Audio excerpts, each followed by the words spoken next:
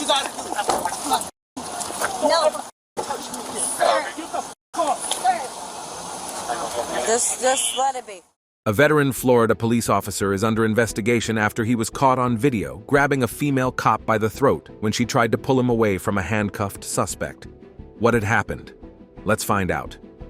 Sunrise Police Christopher Bullies, 46, is accused of attacking the 28-year-old female officer who hasn't been named outside a shop and save convenience store. On my wrist, I can't move. Marshall, let go. So what you gotta do? So just get in the car. The ordeal unfolded when police and several other cops were arresting a man for aggravated battery after he had hit people outside the store. Body camera footage, which was only released last week, showed police walking up to the suspect as officers were struggling to get him into the police car. Police allegedly leaned into the car, pulled out his pepper spray and aimed it at the suspect as he spoke to him. Don't listen. You're not stronger than me, miss. I'm letting you know that. All right, let's go. We're gonna take a seat. Watch your head getting into the car. Miss, can you stop pulling the cup? Just get in the car and you'll be fine. If you ever give disrespect to my F-ing officers, I will remove your F-ing soul from your F-ing body, police yells at the suspect while leaning into the vehicle. The female cop suddenly ran over and tugged on Police's belt in a bid to get him away from the suspect, the Bodycam video showed. Police whipped around, grabbed hold of the officer's neck and shoved her against another patrol car, according to the footage. Sunrise Police Chief Anthony Rosa described Police's behavior as disgusting. Do what you gotta do. No. Just let it be. I don't understand that. We clear? Yes, sir. And I'll see you in about 5 minutes. I find this behavior to be disgusting. I think the video speaks for itself. The chief released the video without any audio and refused to reveal what police had said to the victim or his fellow officer. Getting into the car. Miss, can you stop pulling the cup? Just get in the car and you'll be fine. Get in the car. Get in the car. Pulling the cup on my wrist. I can't move. Once you get in the car, she'll let go. So why you started pulling? So just get in the car. Rosa said police escalated what should have been a calm situation with the suspect. I find it to be inappropriate and unprofessional because what he did is he escalated the situation when calm was actually required, the chief said. The movements of the sergeant and officer are stopped when the officer's back comes into contact with a nearby police vehicle, said Rosa, adding that, upon hearing about this incident, I immediately relieved the sergeant of his supervisory responsibilities and ordered an internal affairs investigation. Bullies faces up to 5 years in prison for the felony battery on a law enforcement officer charge, 1 year for assault on a law enforcement officer, and 60 days for assault on a civilian. From a legal perspective, Police's behavior falls under scrutiny of several Florida statutes. Grabbing a fellow officer's neck and shoving her could be classified as battery on a law enforcement officer, a felony. His aggressive actions towards a handcuffed suspect, including yelling and threatening with pepper spray, might constitute assault on a law enforcement officer and potentially a civilian. Furthermore, using excessive force during an arrest is a violation of legal guidelines. Defenses like self-defense or heat of the moment seem weak in this case. The officer posed no threat to police, and his outburst suggests a lack of emotional control. Florida Statute Section 784.07(2) defines battery as the intentional touching or striking of another person against the will of the other. Since Officer Bullies allegedly grabbed the female officer's neck and shoved her, this could qualify as battery, especially considering the power dynamic between a superior and subordinate officer. Florida Statute Section 784.08 defines assault as the intentional placement of another person in fear of immediate violence. While the video doesn't show explicit threats, the act of grabbing the neck could be interpreted as creating fear. But the incident goes beyond legal violations. Police officers are ethically bound to use force proportionately and only when necessary. Police's aggressive stance towards a subdued suspect and subsequent attack on a colleague blatantly disregard this principle. De-escalation, a cornerstone of police work, was absent in Police's actions. As a supervisor, he failed to uphold his leadership responsibilities and instead damaged trust within the department. The use of profanity and violent behavior tarnishes the professional image law enforcement strives to maintain. The actions of Christopher Police, the Florida police officer described in the scenario, appear to violate several rules of law and professional conduct. 1. Assault and battery. Assault and battery is a modern legal term which combines assault with the separate charge of battery. Assault refers to the wrong act of causing someone to reasonably fear imminent harm. This means that the fear must be something a reasonable person would foresee as threatening to them. Battery refers to the actual wrong act of physically harming someone. These are the terms as they historically have been used, but in the modern context, they can mean many different versions of causing harm. For example, the term assault in state statutes can refer to the common law assault, battery, or both simultaneously.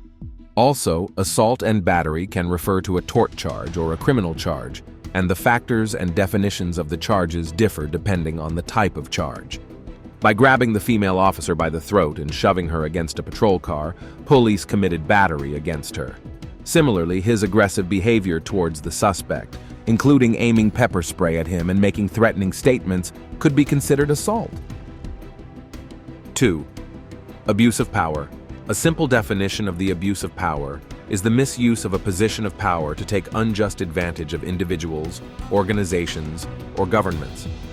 Abuses of power have been variously described as white-collar crime, economic crime, organizational crime, occupational crime, public corruption, organized crime, and governmental and corporate deviance. As a police officer, Police is expected to uphold the law and protect citizens. His use of excessive force and aggressive behavior, as captured on body camera footage, demonstrates an abuse of power. Instead of de-escalating the situation, he escalated it further through his actions. 3. Violation of departmental policies. Police departments typically have strict policies regarding the use of force, treatment of suspects, and interactions between officers. Police's conduct likely violates these policies, which are designed to ensure the safety of both officers and the public, as well as maintain public trust in law enforcement. 4. Professional misconduct. Police's behavior, as described, constitutes professional misconduct. Police officers are expected to conduct themselves in a professional manner at all times, especially when interacting with suspects and fellow officers. His aggressive actions and failure to maintain control of the situation reflect poorly on his professionalism and integrity as a law enforcement officer.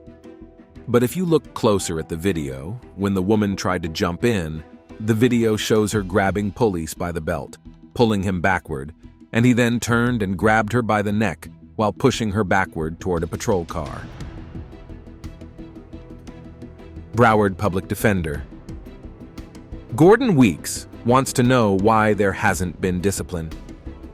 If you or I or anyone would engage in that type of conduct, the officers that observe that conduct would have arrested us right there on site immediately. And this officer gets to sit at a desk while they investigate, Weeks said. Sunrise Police Chief Anthony Rosa released a statement on Friday praising the officer who tried to intervene while saying Police's actions were inappropriate. He ordered an internal affairs investigation and has relieved the sergeant of his supervisory responsibilities. Weeks believes that's not enough. There is a time for careful deliberation and there is a time to act, he said. This is a time to act. Criminal defense attorney Eric Schwartzreich, who has represented officers in the past, says not all video is created equal and that it shouldn't be the only evidence looked at. Just because what you see on the video doesn't mean that's the whole story, Schwartzreich said. Things have to be put in context. Could this be a crime? Could be. We have to know what happened. The Fraternal Order of Police Lodge 80 and the chief have sent letters to each other regarding the handling of the case in public. The FOPA accused Rosa of making false statements to the media. Chief Rosa has clearly already made up his mind as to the outcome of the investigation before the investigation has even been thoroughly completed and before the sergeant has even been able to provide his side of the story, the lodge said in its letter Monday. Chief Rosa's conduct was unprofessional and unbecoming and embarrassing to our professional law enforcement agency. Furthermore, his actions statements are in clear violation of the sergeant's procedural and substantive due process rights and his own departmental policy and procedures. Rosa wrote in his response Tuesday, "As you are aware, it is the responsibility of the Chief of Police to ensure that the City of Sunrise community has full faith and confidence in our ability to provide professional and transparent policing. This responsibility is not only to the residents of Sunrise, but also to the men and women of our police department. It is also the responsibility of the Chief of Police to ensure that all department members are protected against workplace violence that includes both physical and emotional attacks." Here are some comments. John Smith, 247 on Twitter. "Absolutely unacceptable behavior from Officer Police. No one, especially a fellow officer, should ever be subjected to such violence. Justice must be served swiftly." Cop Watch FL on Instagram. "This incident highlights the urgent need for police reform. Officers must be held accountable for their actions, and departmental policies need to be strengthened to prevent abuse of power and protect both officers and the community. Justice for All on Facebook. It's disturbing to see an officer, someone entrusted with upholding the law, engage in such aggressive and abusive behavior.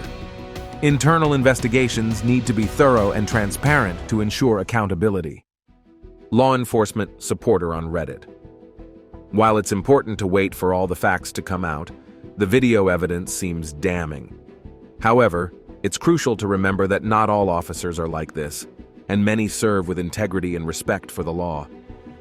It seems like there's a lot of tension surrounding the handling of this case, both within the police department and from external observers like Broward Public Defender Gordon Weeks.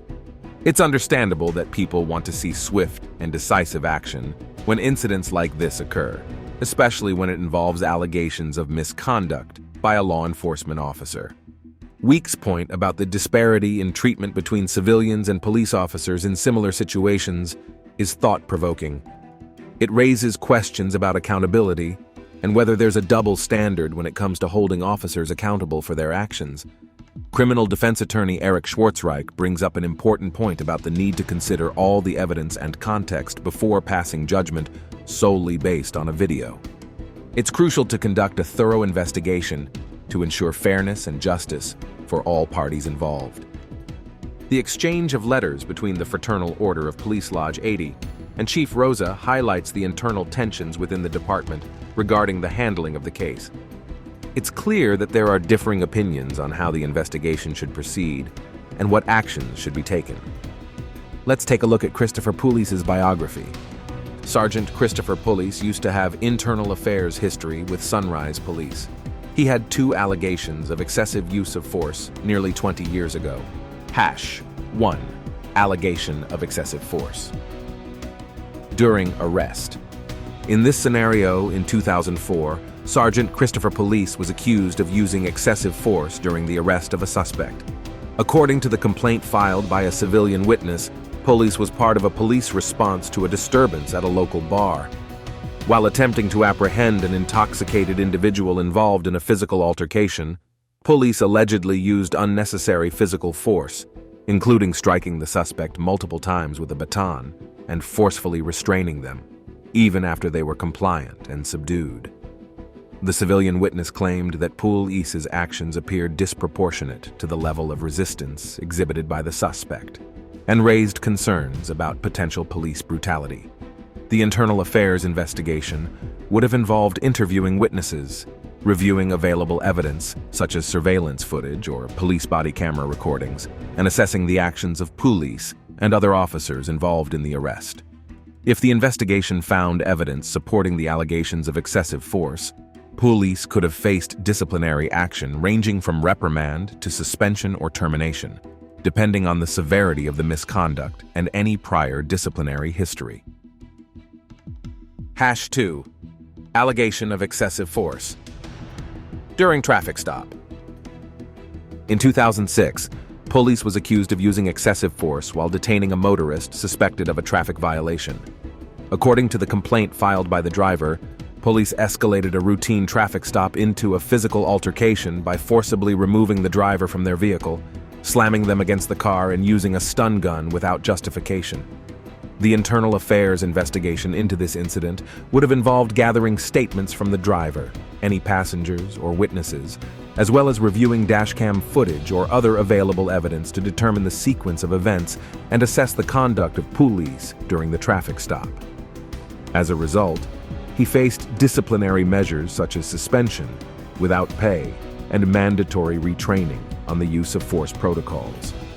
Police culture and the dynamics of department hierarchy play significant roles in shaping officer behavior and decision-making within law enforcement agencies. These factors can often deter junior officers from questioning orders or intervening in circumstances where they witness misconduct or excessive use of force by their colleagues. In many police departments, there exists a culture of loyalty and solidarity among officers, which can create an environment where questioning the actions of fellow officers is frowned upon or perceived as disloyal. This code of silence, or blue wall of silence, can contribute to a reluctance among officers to speak out against misconduct or report wrongdoing within their ranks. Additionally, the hierarchical structure within police departments can further exacerbate this reluctance to intervene. Junior officers may feel intimidated or powerless in challenging the actions of their superiors or more experienced colleagues, fearing repercussions or retaliation for speaking up. The fear of being ostracized, disciplined, or even jeopardizing their career prospects can deter officers from taking action to prevent or address misconduct they witness. The trial of the officers involved in the murder of George Floyd, particularly the testimony of junior officers who failed to intervene, highlighted the systemic issues within the Minneapolis Police Department that discouraged intervention. Testimony revealed that departmental policies and practices may have created an environment where junior officers felt powerless to intervene or raise concerns about the actions of their colleagues, particularly those in positions of authority. Addressing these cultural and structural barriers within police departments is essential to fostering a culture of accountability, transparency, and ethical conduct. Police leadership must prioritize the development of policies and training programs that empower officers to intervene and report misconduct without fear of reprisal. Additionally, promoting a culture of accountability and emphasizing the importance of ethical behavior can help create an environment where officers feel supported in upholding their duty to serve and protect the community while maintaining the highest standards of professionalism and integrity.